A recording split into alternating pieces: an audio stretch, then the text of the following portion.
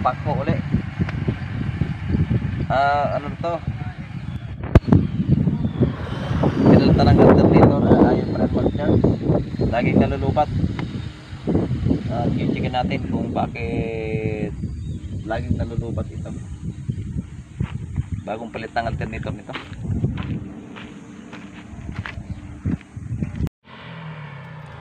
Okay, inaayos muna natin tong mga cable ng battery.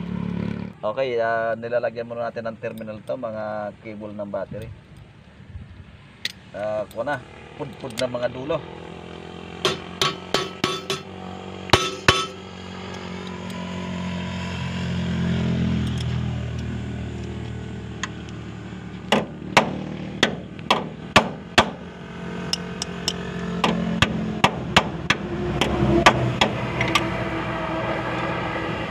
Sabi wala na itong laman, bateryang ito rito. Bakit hindi kayo nagtira at inubos nyo?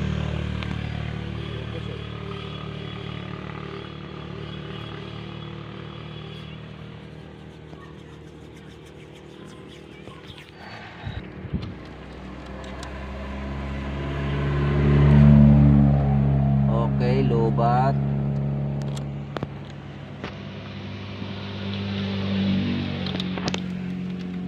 Lubat parehas tong battery mo, boss.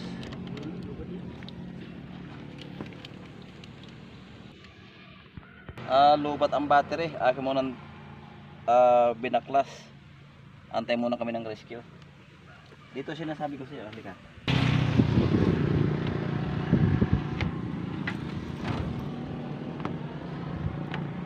Ito, meron ako napansin. Yan, main supply neutral yon. Bakit yung neutral ay nakalagay dito sa ground? Ito, alisin na natin to.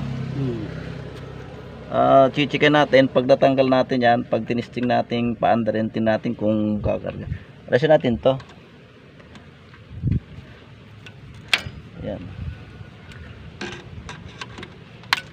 Yun. Hindi dapat lagyan nyo ng ground. Atin mo, may ano yan eh, may fiber. Ibig sabihin yan, may nalabas na kuryente dyan pagka umandar ang makina. Kaya lang ang naging problema niya, nilagay niya sa ground. So, hindi to kakarga. Ngayon, pagdating ng battery, testingin natin kung magkakarga siya ng maganda. Pagka hindi kumarga, ayan eh, nasira ang loob kasi sinalubong ng ground yung neutral. Ayan o, kumalog tuloy o. Ayan o. At antayin mo natin ang battery. Yung mga kabrad, habang inaantay natin yung battery, ituturo ko muna sa inyo kung paano ang connection nito. Ayan. Yan. Ito po yung main supply. Ito po yung klase ng socket, 2 pin lang ito. Ito namang isang ito yung pilot light papunta doon sa gauge. Yan. Pilot light, supply galing sa susi. Ito naman main supply naman ito, punta ng alternator. Ayan. Main supply ng alternator to. Antay-antay natin yung rescue na battery para malaman natin kung magkakarga ito. Bali ito ay bago na yung battery. Gagamitin na maghapon ay lubat na. Papalit-palit na ng battery ito. Medyo nahirapan na yung operator. Medyo may mali lang na connection dito sa alternator. Kagaya ng sinabi ko, yung neutral nilagyan ng ground. Dito po yung nakalagay kanina. Yan. Hindi po pwede yan kasi neutral yun. Pag umandar, nalabas yung supply doon. Okay, antay tayo ng battery para malaman natin kung magkakarga pa o tuluyang nasira ang loob. Okay, ayan po ang battery oh. Isang 6SM, isang 3SM. Wala ho parehas laman side. Kaya antay tayo ng rescue na battery.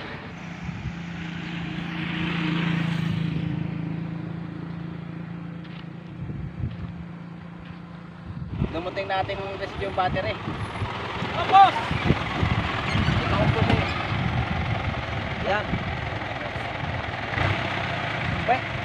may battery dyan?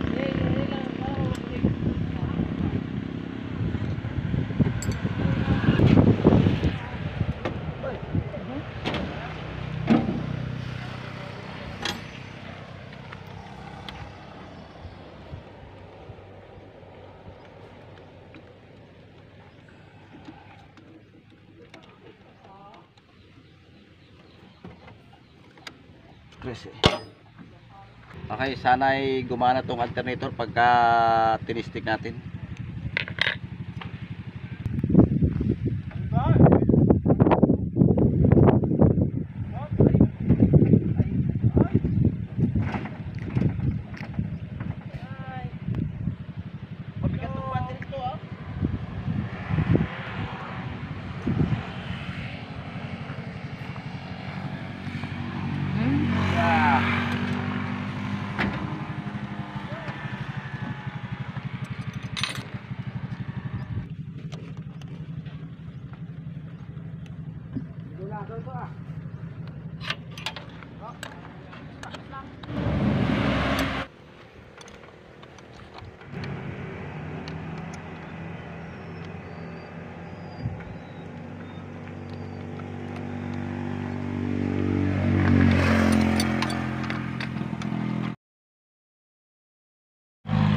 Okay, nakakabit na natin yung battery. Ating titestingin yung connection doon sa alternator.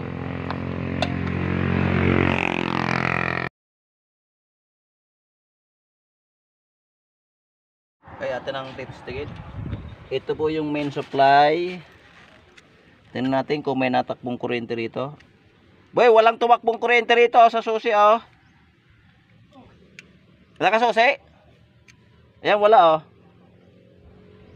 Oh.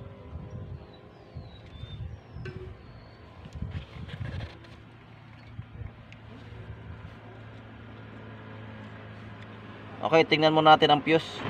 Dapat supply ang natakbo rito, walang natakbong kuryente yan. Tingnan muna natin ang fuse.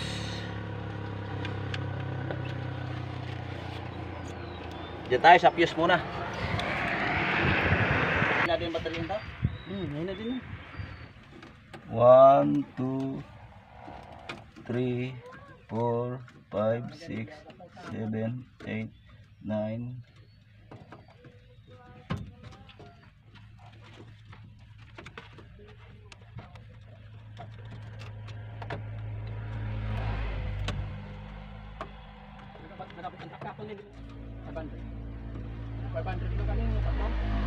Okay, complete ang fuse.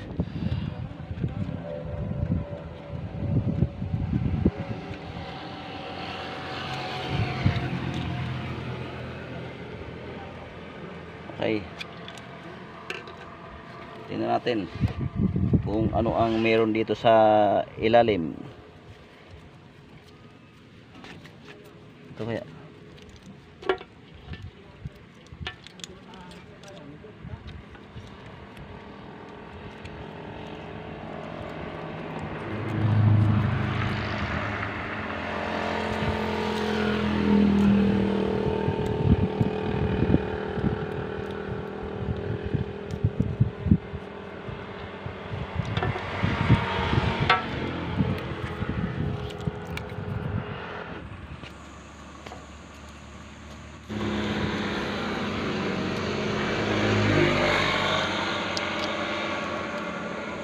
Oh, wala pala.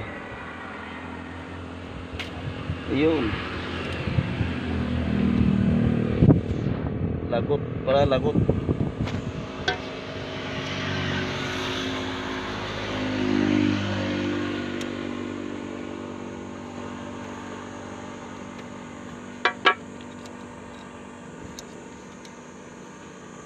Ayun. Okay, ito na. Kaya pala walang tumakbong kuryente. Lagot pala yung supply. Lagot sa ilalim.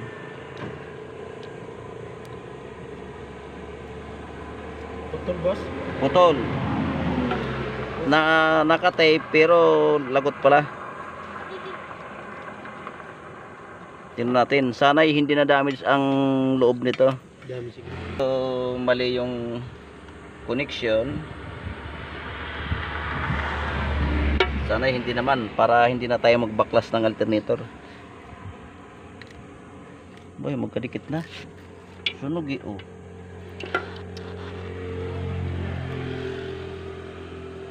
Yan yung siguro nung ano, yung nagkamali sila ng ano. Ayan. Patayin ka muna doon, boss. Hindi na. Hindi na. Nagkamali ng connection.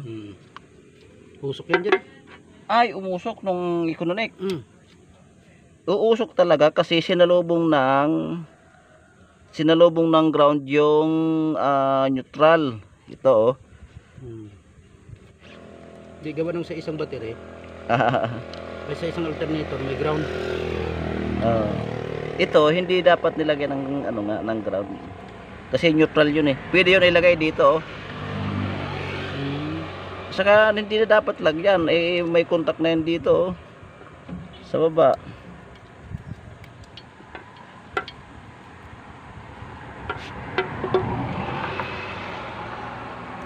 Nung i-kinunik, biglang umusok, no? Pagkalagay ng wirings. Hindi, dito nagkamali sila ng kabit ng battery. Ay, ayun. Positive sa positive, negative sa negative. Kaya umusok to ng stop. Sunog. Umusok tong alternator. Yung wiring yan. Okay, Baka kung may tama na rin ang loob niya. Gawa nun. malalaman natin. Nagkamali pala ng connect ng battery. Malalaman yan pagka tinesting natin. Sana'y hindi naman na damage.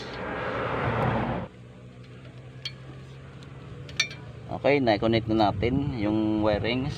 Ay, ito na. Kanina wala to, pala lagot sa ilalim. Ayan, oh. Yan po yung supply. Ito naman yung pilot light. Tingnan natin kung may nalabas na pilot light galing sa loob ng alternator.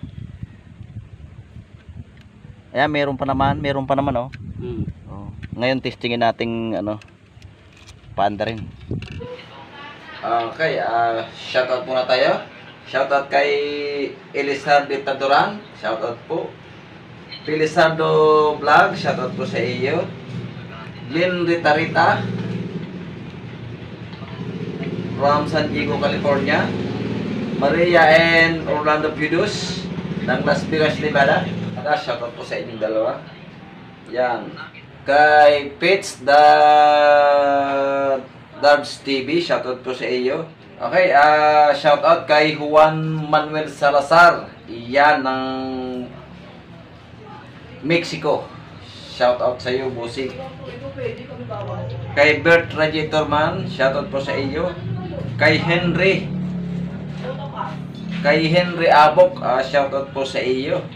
Christos Basimas, shoutout po sa iyo. Kay Kakat Roldan from Saudi Arabia, shoutout po. Kay Bicolano Express, shoutout po sa iyo. Kay Bagong Karista ng Mikawayang Bulacan, shoutout po sa iyo. Kay Mar Bangnardia ng Puerto Princesa, Palawan, shoutout po sa iyo. Thank you.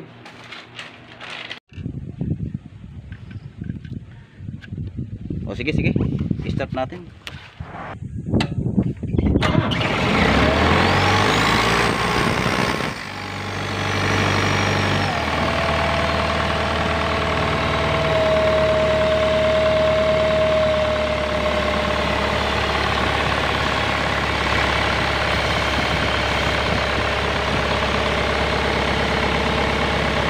Natin kung kakarga na. Dapat nalabas dito ay supply.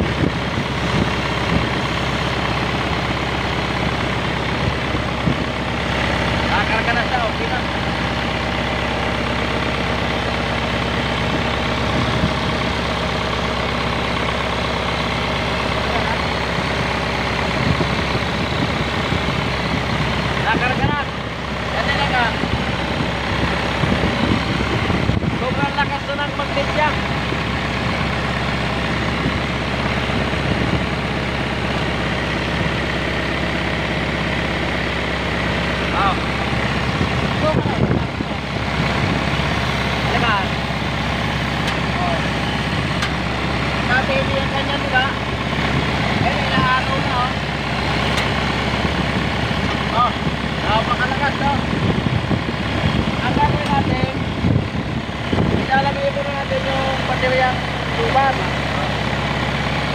Kaya makita mo yung karga-karga.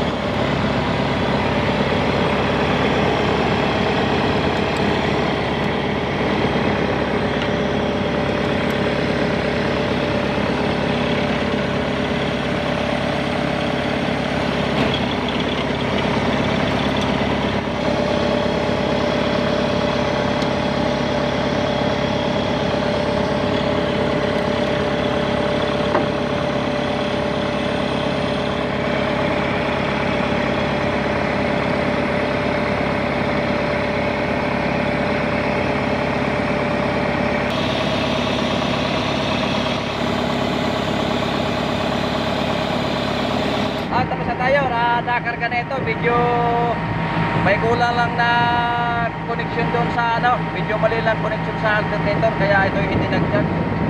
Isa pa, nabaliktad yung linya ng battery. Pero okay na, nakarga na, naandar na. Okay, hanggang dito na lang.